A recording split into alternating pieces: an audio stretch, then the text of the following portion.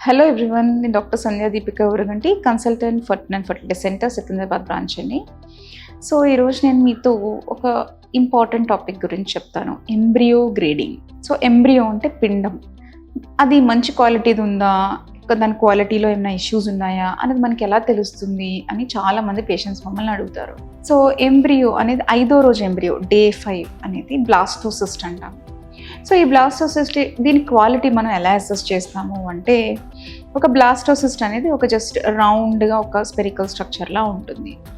దానిని 3 పార్ట్స్ని మనం అసెస్ చేస్తాం. అంటే చుట్టూ ఉన్న ఎపిథీలియం, ట్రోఫెక్టోడమ్ అంటాం, అండ్ మధ్యలో ఉన్న సీలోమ్ అంటే ఖాళీగా ఉన్న వాటర్ ఫిల్డ్ క్యావిటీలా ఉంటుంది, అది 2.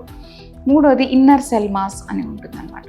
సో ఈ 3 అనేవి ఇంపార్టెంట్ థింగ్స్. ఆ మనం మైక్రోస్కోప్లో చూసినప్పుడు ఈ 3 క్వాలిటీ కలిపి బ్లాస్టోసిస్ట్ క్వాలిటీలోకి వస్తుంది. సో ఫస్ట్ మనం చూసేది ఆ సీలోమ్, అంటే ఫ్లూయిడ్ ఫిల్డ్ క్యావిటీలా ఉంటుంది, సీల్ అంటాం అనమాట. అది ఎంత ఉంది, స్పియర్ బ్లాస్టోసిస్ట్కి మ్యాక్సిమం పార్ట్ అది కవర్ చేస్తుంది అంటే అది గుడ్ గ్రేడ్ బ్లాస్టోసిస్ అవుతుంది. అండ్ చుట్టూ ఉన్న ఎక్టోడమ్, ట్రోఫెక్టోడమ్ సెల్స్ ఉంటాయి కదా, అవి టైట్గా ఉన్నాయి, అంటే లూజ్గా లేకుండా టైట్గా ఉండుంటే అది మంచి క్వాలిటీ బ్లాస్టోసిస్ట్ అవుతుంది. ఇంకొకటి ఇన్నర్ సెల్ మాస్ అని ఉంటాయి, అంటే లోపలికి చొచ్చుకుని వచ్చిన సెల్స్ ఉంటాయి, అవి కూడా కాంపాక్ట్గా ఉండాలన్నమాట. విడివిడిగా కాకుండా కాంపాక్ట్గా ఉంటే అది మంచి క్వాలిటీ బ్లాస్టోసిస్ట్ అవుతుంది. సో ఈ 3 గ్రేడింగ్ చేసుకుని మంచి క్వాలిటీ బ్లాస్టోసిస్ట్ని మనం అసెస్ చేస్తాము. ఎప్పుడైతే మంచి క్వాలిటీ బ్లాస్టోసిస్ ట్రాన్స్ఫర్ చేస్తామో అప్పుడు సక్సెస్ రేట్ కూడా మంచిగా ఉంటుందన్నమాట. ఇది 5వ రోజు ఎంబ్రియోని గ్రేడ్ చేసే విధానం. ఇప్పుడు 3వ రోజు ఎంబ్రియో ఉంటుంది, డే 3 ఎంబ్రియో అంటాం అనమాట. దాన్ని ఎలా గ్రేడ్ చేస్తాము, దాంట్లో సెల్స్ అనేవి బ్లాస్టోమియర్స్ అంటాం. అంటే ఈ సెల్స్ అనేవి అన్నీ ఒకలా ఉండాలి, equal in size, equal in shape ఉంటే అది మంచి క్వాలిటీ డే 3 ఎంబ్రియో అవుతుంది.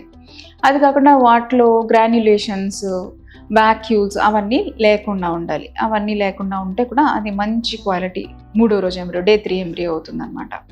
సో ఎప్పుడైతే ఈ డే 3 ఎంబ్రియో అనేది మంచి క్వాలిటీగా ఉంటుందో ఇది 5వ రోజుకి వెళ్ళే ఛాన్స్ ఎక్కువగా ఉంటుంది. సో అది కూడా మంచి బ్లాస్టోసిస్ట్కి వెళ్ళి మంచి ప్రెగ్నెన్సీ అనేది క్రియేట్ చేస్తుంది. సో ఈ బ్లాస్టోసిస్ట్ క్వాలిటీ రావాలి, 3వ రోజు ఎంబ్రియో నుంచి 5వ రోజు ఎంబ్రియోకి వెళ్ళాలి అంటే మెయిన్గా 2 థింగ్స్ అండి.